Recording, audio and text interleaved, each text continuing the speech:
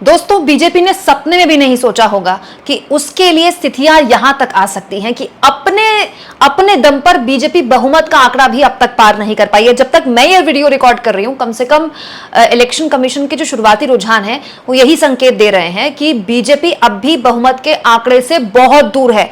अगर अब सरकार बनाती है बीजेपी तो एनडीए के दम पे बनाएगी, मतलब अपने सहयोगियों के दम पे बनाएगी। लेकिन बीजेपी के जो सहयोगी हैं, जो दो सबसे बड़े सहयोगी हैं, नीतीश कुमार और तेलुगु देशम पार्टी के चंद्रबाबू नायडू, अब इन पर डोरे डालने शुरू कर दिए हैं इंडिया गठबंधन ने। दोस्तों, मुझे एक सूत्रों के हवाले से जानकारी मिली है कि कांग्रेस पार्टी अब सक्रिय हो गई है। खासतौर पर दोस्तों सोनिया गांधी, जिनकी 2004 में यूपीए बनाने में बहुत अहम भूमिका थी और गठबंधन के साथियों को साथ लाने में बहुत अहम भूमिका थी, अब ये खबर आई है सूत्रों के हवाले से कि सोनिया गांधी अब सक्रिय हो गई हैं, राहुल गांधी, मल्लिकार्जुन खड़गे भी सक्रिय हो गए हैं। इंडिया गठबंधन चाहता है कि चंद्रबाबू नायडू और नीतीश कुमार, जो कि एनडीए का हिस्सा हैं और बहुत ज्यादा पलटी मारने में एक्सपर्ट हैं, वो इंडिया गठबंधन के साथ आ जाए। अब ये हो पाता है कि नहीं हो पाता है, बहुत जल्दबाजी होगा कहना, लेकिन इंडिया गठबंधन ने कवायद जो है, कोशिश जो है सरकार बनाने की शुरू कर दी है। क्यों? क्योंकि बीजेपी अपने दम पर अब तक बहुमत का आंकड़ा छू नहीं पाई है।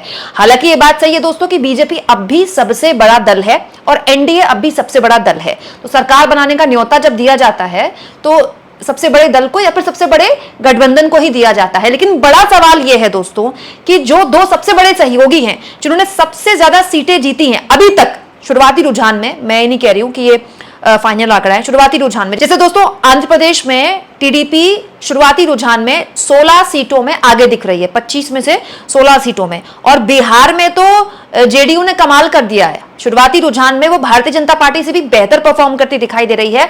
15 सीटों में लीड लेती हुई शुरुआती रुझान में जेडीयू दिखाई दे रही है।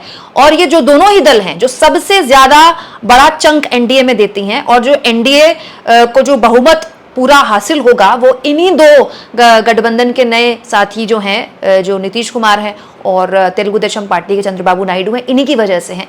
इन दोनों के बारे में कुछ कहा नहीं जा सकता, क्योंकि चंद्रबाबू नायडू के लिए कहा जाता है कि जिस गठबंधन के साथ चुनाव लड़ते हैं, चुनाव के बाद कभी भी उस गठबंधन के साथ सरकार में शामिल नहीं होते हैं, पलट जाते हैं। और नीतीश कुमार तो किस के हैं, नीतीश कुमार तो सबके हैं, आप जानते ही नीतीश कुमार कितनी बार पलटी मार चुके हैं, कुछ कह नहीं सकते।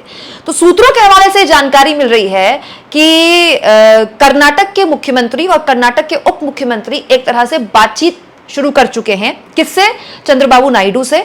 और इस बीच नीतीश कुमार से भी इंडिया गठबंधन चाहता है कि बातचीत हो और वो इंडिया गठबंधन का हिस्सा बने और सरकार इंडिया गठबंधन की बने। हालांकि मैं कह रही हूं दोस्तों कि ये बहुत दूर की कौड़ी है।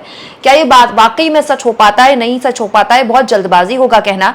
लेकिन ये आप कह सकते हैं कि क्योंकि अब इंडिया और एनडीए का जो फर्क है वो बहुत बड़ा नहीं है। खासतौर पर दोस्तों जो दो सहयोगी हैं एनडीए के, तेलुगु देशम पार्टी के चंद्रबाबू नायडू और नीतीश कुमार जेडीयू के, उनका मिजाज कब बदल जाए कुछ भी कहना जल्दबाजी होगा। तो शाम तक आते आते बातचीत किसकी कहां तक पहुंचेगी इस पर सबकी निगाहें बनी रहेंगी। लेकिन ये आप कह सकते हैं दोस्तों कि अब सबने अपने अपने घोड़े खोल दिए हैं और हर कोई अब क्षेत्रीय दलों पर डोरे डालना शुरू कर चुका है। दोस्तों, क्या लगता है आपको? क्या आपने कभी सोचा था कि जो पार्टी 2 महीने 3 महीने पहले 400 पार के नारे के साथ आई थी, वो अभी तक जिस वक्त मैं वीडियो रिकॉर्ड कर रही हूं, दोपहर तक बहुमत का आंकड़ा भी नहीं छू पाएगी? कमेंट बॉक्स में जरूर लिखें और जितना हो सके दोस्तों चैनल को शेयर करें, सब्सक्राइब करें और थैंक्स और ज्वाइन के ऑप्शन से अगर आप चाहें तो कुछ आर्थिक मदद भी चैनल की जरूर कर सकते हैं।